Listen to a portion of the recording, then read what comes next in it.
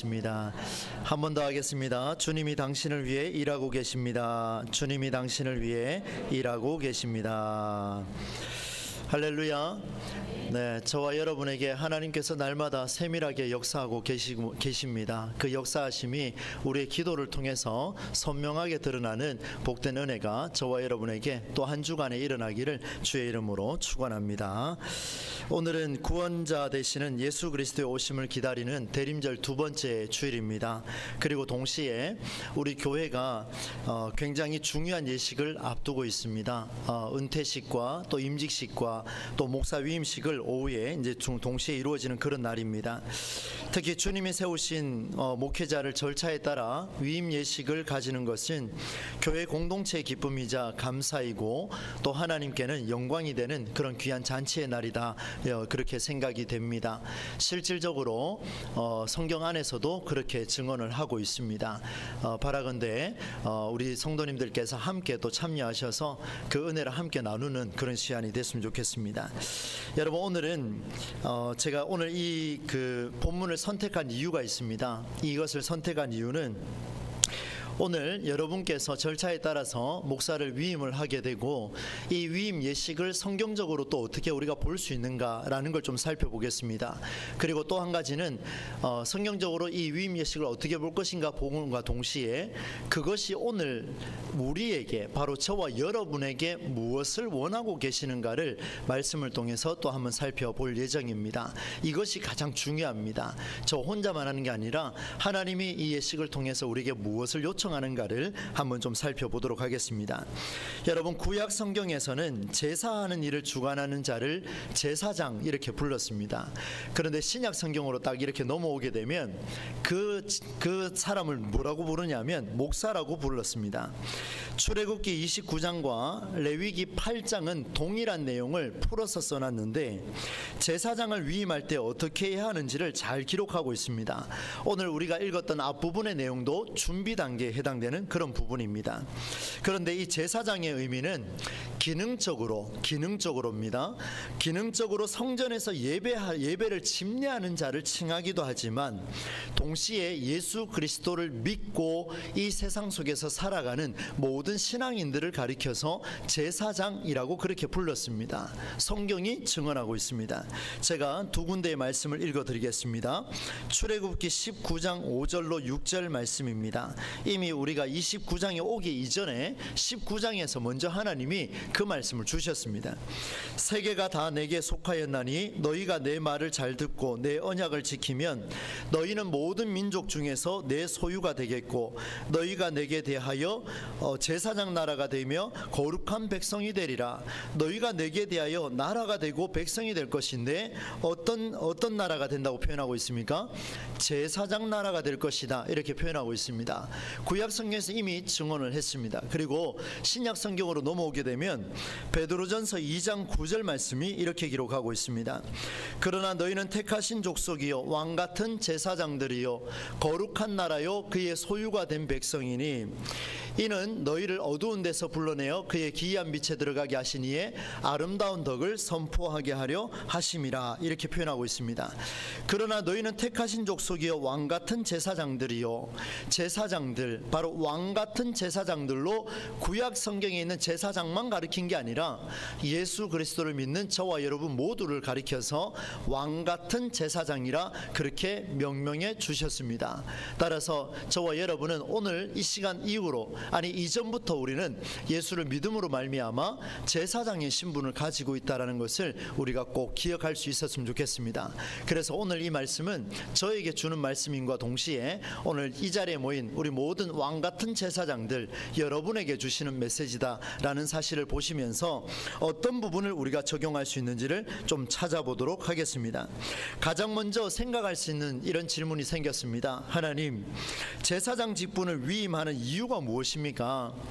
저처럼 이렇게 예배를 집례하기 위해서 좀 한 사람을 세워야 되는 이런 차원입니까? 라고 질문을 하고 말씀을 보게 되는데요. 성경은 그에 대한 아주 명확한 답을 저에게도 제시해 주셨습니다. 되었습니다. 여러분, 성경의 내용을 보면 이렇게 나오고 있습니다. 그 제사장 직분을 위임하는 근본적인 이유가 무엇일까? 무엇 때문에 이렇게 할 것인가? 라고 살펴보니까 예배를 주관하는 자들을 거룩하게 하는 일이다 라고 1절과 9절 서론과 결론에 명확하게 기록을 하고 있습니다. 위임하여 거룩하게 하라, 거룩하게 하라. 여러분, 오늘 우리가 위임식을 이렇게 준비를 하고 있습니다. 은퇴식과 임직식을 준비하고 있는데, 저희 교육자들과 함께 저도 한 2주 동안 고생하며 이렇게 준비를 좀 했습니다. 뭐 이 정도는 이야기를 좀 해도 되지 않겠습니까? 고생하면서 준비를 해왔는데, 이런 과정을 준비하면서 위임식을 준비해야 된다, 은퇴식을 준비해야 된다, 임직식을 준비해야 된다, 그러면서 문서도 작성하고 순서지도 만들고 연락도 다 하고 이렇게 해왔습니다. 그런데 결국은 오늘 성경에 딱 보니까 틀렸다라는 거예요.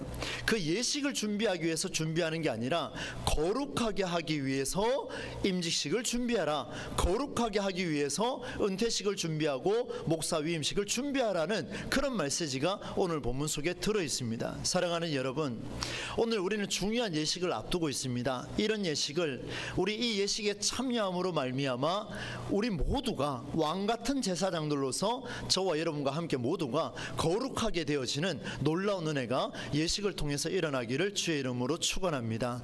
정말 중요합니다. 여러분, 너무나 중요합니다. 내가 거룩하니 너희도 거룩하라. 레위기 19장 2절에서 그런 말씀을 주셨습니다. 하나님 우리에게 말씀하셨어요. 내가 거룩하니 너희도 거룩하라. 그러니 너희가 예식을 준비하는 이 모든 과정들은 너희가 거룩하게 되기 위해서 하는 것이다, 그 말씀을 주십니다. 그런데 이 말씀, 바로 그들을 거룩하게 하라 하는 이유가 뭐냐면 1절 말씀의 앞부분에 이렇게 기록을 하고 있습니다. 내가 그들에게 나를 섬길 제사장 직분을 위임하여, 이렇게 기록을 하고 있습니다. 한번 따라서 해주시겠습니까? 나를 섬길 제사장 직분을 위임하여, 나를 섬길 제사장 직분을 위임하여. 여러분, 제사장 직분을 바로 목사직을 가리켜서 여러분이 이제 담임 목사에서 위임 목사로 이제 세우실 텐데, 이것은 하나님께서 우리에게 주신 큰 은혜입니다. 그런데 예식을 준비하는 것도 거룩하게 하기 위해서 준비를 하는 것이지만, 거룩하게 해야 되는 이유가 무엇이냐면 바로 여호와 하나님을 섬기게 하기 위해서 거룩하게 하는 것이다 말씀을 해주고 있습니다. 여러분, 저는 목회를 감당하며 참 이런저런 이야기를 많이 들어왔습니다. 여러분, 목사가 성도를 위해서 잘하는 것은 굉장히 중요합니다. 제가 앞으로도 여러분을 참 온 힘을 다해서 섬기겠습니다. 최선을 다해서 섬기겠습니다. 너무나 귀한 일이에요. 정말로 중요한 일입니다. 그리고 여러분, 성도님들께서 저 이 제사장 목사를 섬겨주는 건요 굉장히 중요한 일입니다. 앞으로 많이 섬기실 수 있기를 축복합니다. 네, 정말 많이 섬기셔야 돼요. 그리고 여러분 보십시오, 성도와 성도를 섬기는 거 굉장히 중요합니다. 그런데 여러분, 제가 섬김을 받고 싶어서 이 말 하는 게 아닙니다. 우리가 정확하게 알아야 됩니다. 저도 그 확신을 갖고 있는데, 성도가 성도를 섬기고 성도가 목사를 섬기고 목사가 성도를 섬기는 일은 전부 다 사람이 사람을 섬기는 일입니다. 이해하셨습니까? 사람이 사람을 섬기면 절대로 안 됩니다. 사람이 사람을 섬기면 그때부터 우상화 작업이 일어나기 시작합니다. 여러분, 만일 성도가 하나님보다 목사에게 더 집중하고 있다면, 교회를 왔는데 하나님보다 목사의 말에 집중하고 목사의 행동에 집중하고 목사가 어떤 넥타이를 맸는지, 내가 준 선물을 맸는지 안 맸는지 그것만 보고 있으면 되겠습니까? 안 되겠습니까? 그래도 저는 매야 될 것 같은 느낌이 좀 드는데, 그러면 안 되지 않습니까? 하나의 예를 든 겁니다. 여러분, 교회에 왔을 때는요 전적으로 여러분 하나님께 집중할 수 있기를 바랍니다. 사람에게 집중하지 마시고요. 저도 사람입니다. 제가 무슨 말을 하는지에 집중하는 게 아니라 하나님의 말씀이 강단을 통해서 어떻게 선포될 것인가, 그 말씀이 내 삶에 어떻게 적용될 수 있을 것인가, 오직 주의 말씀만 오늘 집중할 수 있기를 바랍니다. 여러분, 제사장을 위임하여서 거룩하게 할 일이 어떤 것인지를 이제 좀 살펴볼 텐데요, 구체적으로 오늘 성경은 기록을 하고 하고 있습니다. 1절로 9절까지 말씀이 다 기록을 하고 있는데 내용을 보시면 이렇습니다. 어린 수소 하나와 흠없는 순양 둘을 택하여서 무교병과 누룩을 넣지 않은 과자와 전병까지 제물로 준비하라, 이렇게 말씀하셨습니다. 그리고 아론과 그의 아들들을 물로 씻기라, 목욕을 제기하라는 거죠. 속옷과 겉옷과 애복과 흉패를 달고 띠를 따고 머리에 관을 씌우고 거룩한 패를 붙이고 그 머리에 관유를 부으라, 거룩한 기름을 부으라, 이렇게 말씀하셨습니다. 이게 8절까지의 내용이 다 나와 있습니다. 간단하게 제가 이렇게 말씀을 드렸는데, 여러분 오늘 우리가 이 위임 예식을 준비하고 감사 예배를 준비하고 매주 드려지는 이 예배를 준비할 때에 여러분 수소 한 마리 가지고 오시는 분 계십니까? 혹시 순양 2마리 끌고 오신 분 계십니까? 무교병 가지고 오셔가지고 드시는 분 계십니까? 없지 않습니까? 여러분 이 말을 잘 기억하셔야 됩니다. 오늘 우리가 위임 예식할 때 순서지 나중에 보시면 아시겠습니다만은 교회마다 순서가 조금씩 다 달라요. 왜 통일시키지 않죠? 구약 성경에 있는 내용 그대로 예식을 준비해야 되는 거 아닙니까? 순양을 잡아야죠. 무교병을 갖고 와야죠. 그리고 제물로 바쳐야죠. 이런 작업을 해야 되는데 왜 성경은 신약과 구약이 다르고 신약과 오늘 우리 시대가 다르냐 이 말입니다. 왜 예식을 준비하고 예배하는 스타일도 다르고 모습들이 다 다르냐 이 말입니다. 그러면 여러분 한번 보십시오.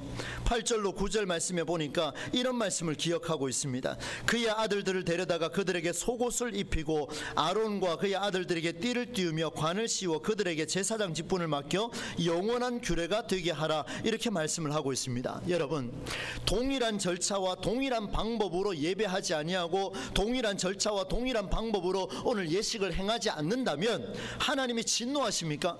아니지 않습니까? 그렇다면 오늘 첫 번째로 우리가 기억해야 될 게 있습니다. 그게 오늘 첫 번째 말씀인데요, 그게 뭐냐면 바로 영원한 규례입니다.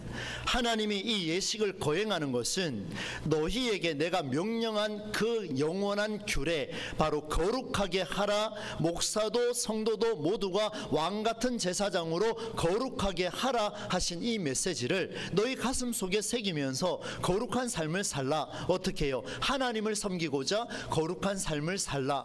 영원한 규례, 처음부터 끝까지 하나님의 말씀이 선포될 때마다 그 말씀을 붙들라라는 그 메시지가 오늘 본문에 들어있습니다. 영원한 규례로 삼으라. 저는 면접 설교를 기억하고 있습니다. 10월 5일이었던 걸로 제가 기억하는데 10월 3일입니까? 그날과 그리고 취임식 했던 설교도 제가 기억하고 있습니다. 면접 설교할 때는 오전에는 시편 23편 그리고 오후에는 여호수아 1장 말씀을 선포했습니다. 여러분 정말 고생하며 잘하려고 준비한 게 아니라 이 말씀이 내게 어떻게 살아날 수 있을까, 그 말씀을 가지고 고민을 했고 지금까지도 그렇게 목회를 감당해 오고 있습니다. 저는 흔들림이 없습니다. 한국교회는 말씀이 아니면 살아날 수 없기 때문에 저는 오로지 말씀 중심의 목회를 고집하고 지금까지 달려오고 있습니다. 시편 23편 4절 말씀입니다. 내가 사망의 음침한 골짜기로 다닐지라도 해를 두려워하지 않을 것은 주께서 나와 함께 하심이라. 바라건대 여러분 오늘 우리 교회에 있는 모든 성도들은 사망의 음침한 골짜기로 다닐지라도 하나님께서 여러분의 삶을 굳건하게 붙잡아 주시는 놀라운 은혜가 함께 하기를 주의 이름으로 축원합니다. 그런데 여러분 보십시오. 주께서 나와 함께 하심이라. 아멘. 맞습니다. 저도 아멘. 하나님 아멘입니다. 주께서 나와 함께 하십시오. 이 부족한 종과 함께 하십시오. 그런데 보이지가 않습니다. 하나님 저에게 보여주십시오. 제 눈에 뭔가 있어야 되지 않겠습니까? 그때 뒤에 말씀이 기가 막힙니다. 주의 지팡이와 막대기가 나를 어떻게 한다 그럽니까? 안위하시나이다. 그래서 그런 말씀을 드렸죠. 주의 지팡이, 저의 지팡이입니까? 아니지요. 주님이 지신 그 지팡이를 보고 따라오라. 무엇입니까? 오늘 저와 여러분에게 선포되는 주의 말씀 성경입니다. 이 성경이 우리의 삶의 길잡이가 되어주고 이 성경이 우리의 삶의 나침반이 되어주고 이 성경이 우리의 삶을 이끌어주는 하나님의 역사가 될 때에 우리의 삶은 살아날 겁니다. 더 행복해질 겁니다. 더 즐길 수 있을 겁니다. 하나님의 은혜가 저와 여러분에게 말씀으로 역사함을 우리가 날마다 고백할 수 있기를 축복합니다. 여러분 말씀만이 영원하고 말씀만이 목사를 살립니다. 그렇습니다. 여러분이 저를 섬긴다고 제가 살겠습니까? 살 수 있어요. 잠깐은. 그러나 말씀이 저를 살려야 됩니다. 여러분이 저를 다 왕따시켜도 주의 말씀이 저를 살리고 있으면 저는 이 자리에서 굳건하게 설 수가 있습니다. 사랑하는 여러분, 오늘 왕같은 제사장으로 우리는 부름을 받았습니다. 오늘 저와 여러분이 가정에 가셔서 말씀 위에 든든히 서기를 바랍니다.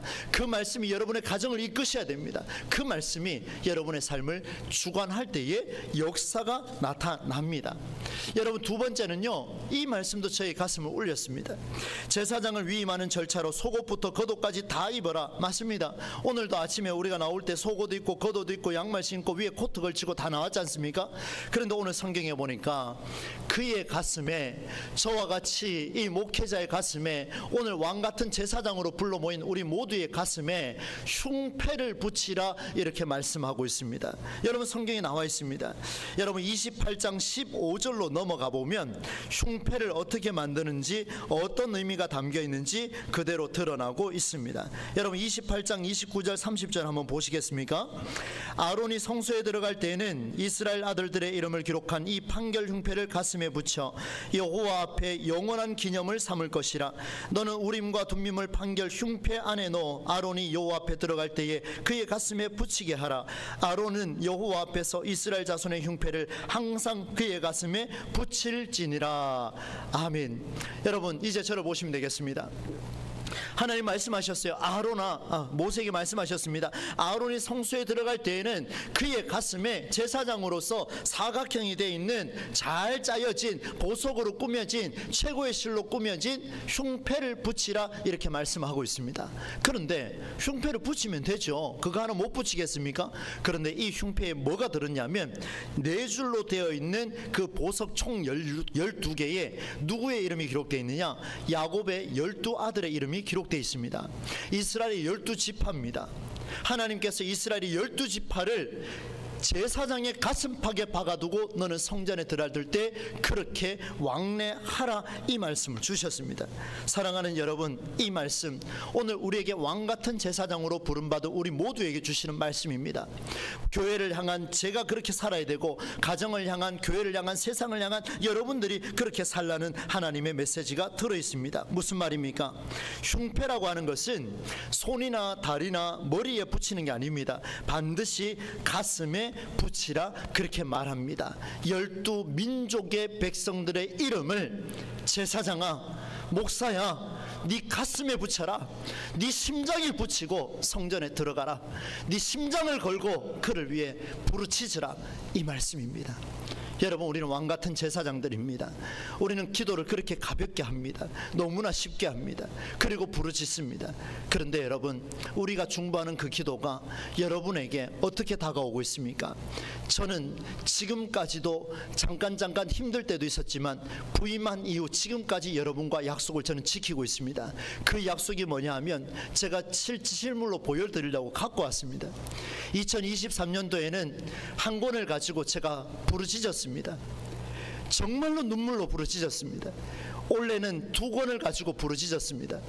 어떻게든 이 이름을 잊지 않으려고 이 가슴팍에 담아가지고 이 책을 담을 수는 없으니 제가 핸드폰에도 담고 머리에 암기를 하고 또 암기하고 또 까먹으면 또 암기하고 또 외우고 제가 여러분을 위해서 그렇게 기도하고 있습니다. 저는 그게 잘못된 건 줄 알았습니다. 그러나 오늘 이 성경을 보면서 하나님 감사합니다. 이 정말 힘들거든요. 굉장히 힘들어요. 여러분, 이것 붙들고 한번 부르짖어 보십시오. 2시간은 훅 지나가 버립니다. 이런 시간들을 낮 시간도 보내고 저녁 시간도 보내는데 이것을 가지고 하나님 앞에 가슴을 치며 들어갑니다. 하나님, 제가 조금 조심스럽지만 그런 기도도 합니다. 하나님, 이 생명을 바쳐서 하나님 앞에 기도할진데 우리 교회 연약한 자들 낫게 하여 주옵소서. 우리 교회 가난한 자들 부자 되게 해주십시고, 우리 교회 힘들어하는 자들 하나님 다시 한번 용기를 갖게 해주십시오. 이 생명을 거둘지라도 하나님 그렇게 하십시오. 제 처와 자식에게는 좀 미안하고 제 부모에게는 좀 미안하지만 하나님이 하신다면 저 기꺼이 바치겠습니다. 모든 성도가 제게 그렇게 이야기했습니다. 목사님, 그렇게 하지 마십시오. 그래 열심히 해서 뭐합니까? 목회는 롱런인데, 여러분, 롱런에서 평범하게 갈 바에 1시간을 하더라도 제대로 하고 가는 게 하나님 보시기에 기뻐하는 일 아니겠습니까? 저는 그래서 이 말씀을 붙들고 있습니다. 기도 제목을 제가 갖고 있습니다. 농담으로 하는 얘기도 아니고 형식으로 보여주려고 하는 얘기도 아닙니다. 저에게 기도 제목을 여러분 올해도 한번 내주십시오. 안 되면 이름만 적어내십시오. 백지라도 내시기 바랍니다. 저는 제 심장 걸고 기도할 겁니다. 분명히 약속을 드립니다. 여러분, 제사장 위임을 앞두고 어떻게 제가 살아야 될 것인가 또다시 고민하고 하나님 앞에 2주 동안 무릎을 꿇었습니다. 그때마다 늘 말씀 중심, 눈물과 무릎의 기도를 잊지 말라, 그 말씀을 제게 주셨습니다. 저는 아프면 좀 쉬기도 합니다. 그때마다 기도가 건너뛰면 생각이 잘 나지가 않습니다. 사람들의 이름도 떠오르지가 않습니다. 저는 제 머리가 좋은 줄 알았는데 그래 좋지가 않더라고요. 한번 외워보고 또 돌아보면요, 산책하면서 제 안에 손잡고 이렇게 산책하다 보면 머릿속에 저 혼자 이렇게 그려봅니다. 근데 또 생각이 안 나요. 또 자녀 손들이 또 많으면 더 잘 기억이 안 납니다. 이 힘들더라고요. 그런데 그걸 잊지 않기 위해서 돌아오면 또다시 기억하고 반복하며 그래 살아갑니다. 돌이켜보면 연약하고 부족하고 능력은커녕 인간의 본성조차 내려오지 못하는 그런 최성수라는 한 명의 인간일 뿐입니다. 그러나 저는 오늘 다시 한번 결단합니다. 사랑하는 여러분, 오늘 우리가 왕같은 제사장으로 부름을 받았다면 함께 결단하십시다. 그 말씀을 의지하며 여러분에게 배우자와 자녀들과 여러분의 심장을 걸고 한번 기도해 봅시다. 여러분의 가슴을 걸고 한번 기도해 봅시다. 이 심장을 거는데 대충 기도할 수 있습니까? 이 심장을 거는데 그냥 그렇게 웃으며 기도할 수 있겠습니까? 여러분, 강단에 올라와서 기도하시는 분들 꼭 명심하시기를 바랍니다. 정말 자기의 심장을 걸고 이 교회를 사랑하는 마음으로 기도하시기를 바랍니다. 준비해서 그냥 올라오는 게 아니에요. 철저하게 준비하고 올라오셔야 돼요. 철저하게. 저는 매번 설교 준비할 때 똑같은 원고 가져온 적이 한 번도 없습니다. 똑같은 본문을 가져와도 또다시 묵상하고 새로운 통찰이 있을까 하나님과 씨름하며 가져옵니다. 여러분, 우리 교회는 그런 교회가 되어야 됩니다. 그리할 때에 이제 다시 한 번 더 도약할 수 있는 우리 교회가 될 수 있을 줄로 믿습니다. 여러분, 우리의 기도 제목은 우리에게 언제나 그렇게 있습니다. 늘 간절하게 부르짖어야 되겠죠. 그런데 마지막으로 한 가지 잊지 않아야 될 것이 있습니다. 그게 뭔가 하면 말씀 중심으로 우리는 영원한 규례를 가지고 말씀을 가지고 살아갑니다. 하나님 말씀을 들을 때마다 그 말씀을 가지고 살아가지요. 그리고 또 한 가지는 가슴을 치며 이 심장에 담고 내 자녀를 위해 기도하며 우리는 걸어갑니다. 그런데 방향을 모를 수가 있습니다. 그래서 오늘 성경은 마지막에 의미를 담아서 이렇게 표현하고 있습니다. 아론과 그의 아들들에게 옷을 입히고 흉패를 붙이고 거룩한 관에 이 패를 붙이고 마지막에 하는 게 있는데 7절 말씀에 보면 이렇게 기록하고 있습니다. 여러분, 7절 말씀은 우리가 함께 읽어보도록 하겠습니다. 읽습니다. 관유를 가져다가 그의 머리에 부어 바르고. 형식적이죠. 그냥 기름을 바르라는 겁니다. 여기서 관유는 거룩한 기름인데요, 여러분, 말씀의 선로와 기도의 선로, 이 두 가지를 꼭 가지고 가셔야 됩니다. 그런데 이것은 내 힘으로 할 수 있는 게 아니라는 것을 보여줍니다. 저도 제 의지대로 열정대로 저 얼마나 독하게 사는지 아십니까? 최선을 다해 살고 있습니다. 때로는 불도저처럼 밀기도 합니다. 때로는 이를 악물고 밤새 가면서 막 책을 연구하기도 합니다. 그런데 이런 과정들 내 힘으로 해보니까 안 되더라고요. 지쳐요. 쓰러져요. 눈물로 세월을 살 수밖에 없습니다. 그런데 로마서 8장 26절 말씀해 보니까 이와 같이 성령도 우리의 연약함을 도우시나니 우리는 마땅히 기도할 바를 알지 못하나 오직 성령이 말할 수 없는 탄식으로 우리를 위하여 간구하시느니라. 여러분 보십시오. 성령 하나님께서 우리를 이끌어 주실 겁니다. 성령 하나님께서 우리의 삶을 주관해 주실 겁니다. 성령 하나님께서 우리의 이 말씀과 기도의 길을 방향을 잡으셔서 하나님 우리를 이끌어 주실 겁니다. 여러분, 말씀을 맺으려고 합니다. 오늘 이 말씀은 세 가지를 이렇게 정리를 했습니다.